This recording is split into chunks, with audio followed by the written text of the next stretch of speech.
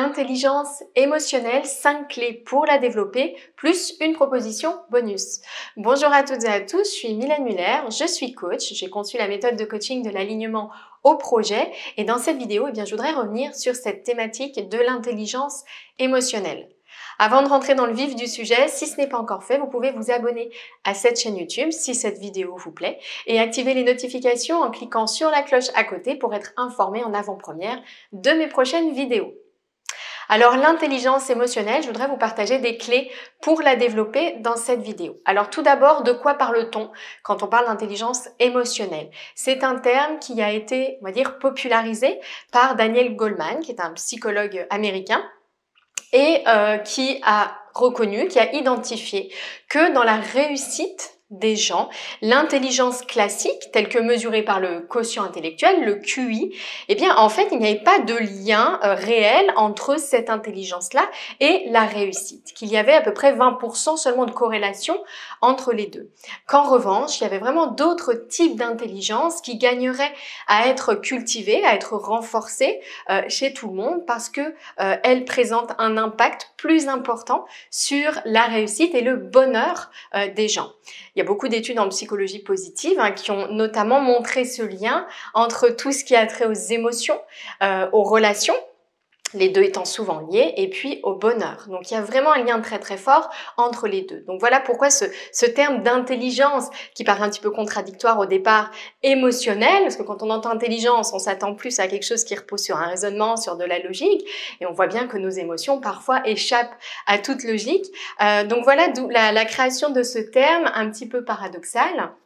Alors, qu'est-ce qu'on entend par intelligence émotionnelle? L'intelligence émotionnelle, il y aurait en gros trois critères, on pourrait dire, ou trois types d'aptitudes qui englobent cette intelligence émotionnelle. C'est d'abord la faculté à appréhender, à percevoir les émotions chez soi, mais également chez les autres. Donc cette faculté à percevoir, à identifier quand une émotion est présente. Également la capacité à exprimer l'émotion. Et puis la troisième faculté, c'est la capacité à réguler ces émotions.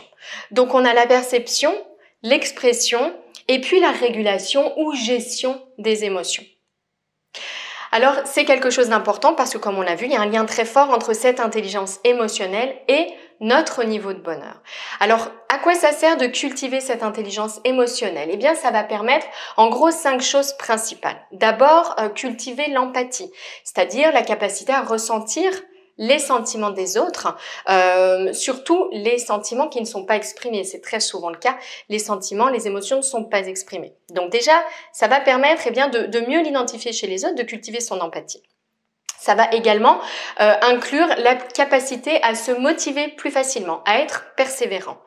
Ça va inclure la capacité à maîtriser ses pulsions, ces émotions qui sont, on va dire, expulsées de manière un petit peu violente et automatique, qui a un côté un petit peu réflexe, non maîtrisé.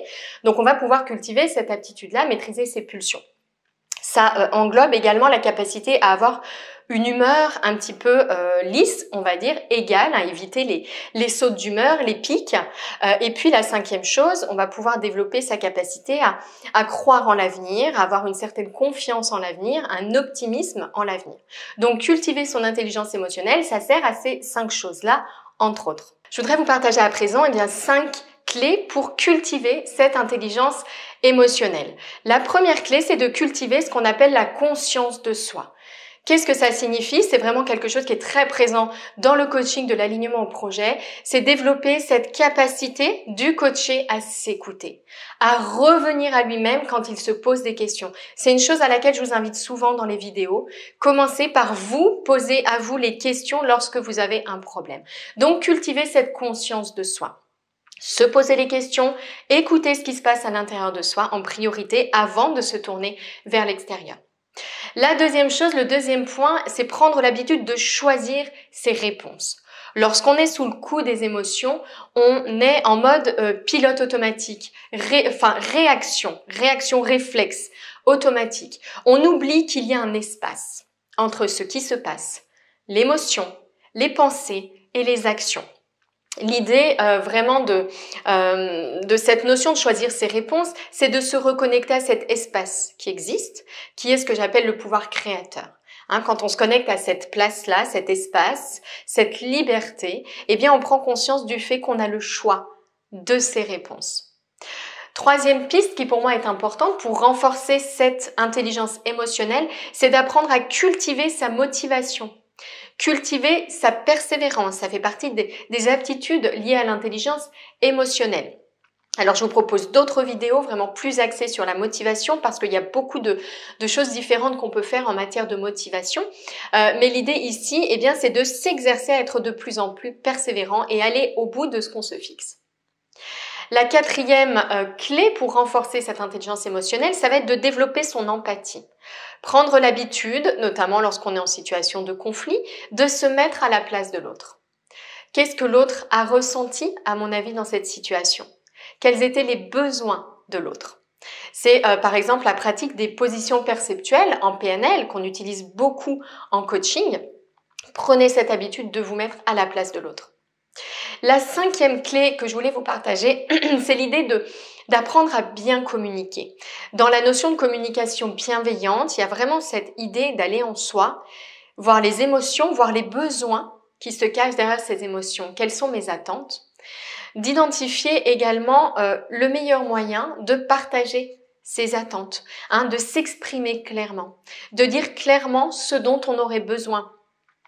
Parce qu'une expression claire, c'est le meilleur moyen d'être entendu et puis de voir ses besoins satisfaits. C'est pas une habitude qu'on a naturellement. Donc pour moi, parmi ces clés pour renforcer l'intelligence émotionnelle, il y a vraiment celle-ci, celle de cultiver une communication bienveillante. Alors je voulais vous partager, moi, un élément bonus, on pourrait dire, pour les personnes que ça intéresse, une proposition. Parce que je crois que mieux se connaître, se retourner vers soi, c'est vraiment la clé du développement de toutes ces aptitudes.